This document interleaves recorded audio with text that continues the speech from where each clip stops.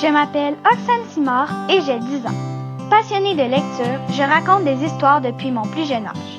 Avant la maternelle, je savais déjà mon alphabet et depuis, j'écris des livres et des histoires. Mais détrompez-vous, ce n'est pas ma seule passion. Depuis l'âge de 4 ans, le soccer occupe une place importante dans ma vie. Lors de cette présentation, je vous parlerai de la réussite scolaire, car malgré les difficultés, tout est possible.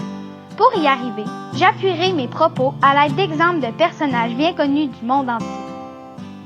Motivation, persévérance, volonté, acharnement et passion sont des qualités importantes pour réussir à l'école.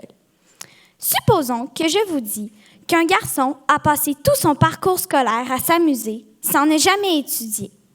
Il était premier de sa classe chaque année. Me croyez-vous? Si c'est possible, il est une des rares exceptions, car habituellement, on doit mettre de l'effort dans tout si on veut réussir. C'est très important et c'est justement de cela que je viens vous parler, car en travaillant fort, la réussite devient possible pour tout le monde. J'imagine que tout le monde ici connaît Albert Einstein, le grand génie qui a inventé la théorie de la relativité, une des formules des plus révolutionnaires. Mais connaissez-vous réellement son histoire? Sous ses airs de génie, il en a surmonté des obstacles beaucoup plus que vous ne le croyez.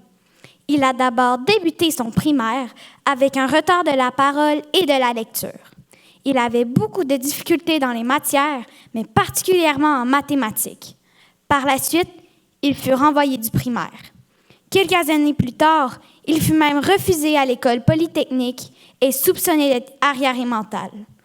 Loin d'abdiquer à cette situation, celui-ci persista jusqu'à obtenir le prix Nobel et changer le visage de la physique moderne. « Ma vie a été difficile, disait-il, mais c'est normal, car la vie est comme une bicyclette et il faut avancer pour ne pas perdre l'équilibre. » Bien que différente, l'histoire de Marie Curie, célèbre physicienne et chimiste, fut remplie d'obstacles, elle aussi.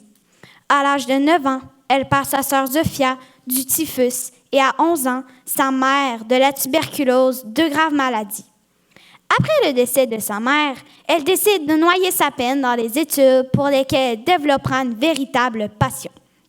Elle voulut faire des études supérieures, mais celles-ci étaient interdites aux femmes dans son pays. Plutôt que de baisser les bras, elle se trouva un emploi et amassa les fonds nécessaires pour réaliser son rêve. C'est donc à Paris qu'elle obtenu son diplôme.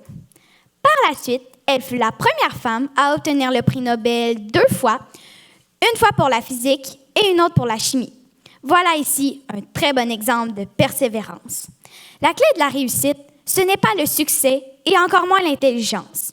C'est la ténacité, un mélange de persévérance et de passion. On ne doit pas avoir peur d'essayer de nouvelles choses, car oui, il est possible que parfois l'on se perde, mais ce n'est pas ça l'important. L'important, c'est de se dépasser chaque fois et de ressortir de tout ça grandi. En conclusion, ce n'est pas le nombre d'obstacles qui importe, mais plutôt la façon de les surmonter. Car chaque erreur ouvre une voie vers le futur. Albert Einstein et Marie Curie sont deux exemples de ténacité remarquables.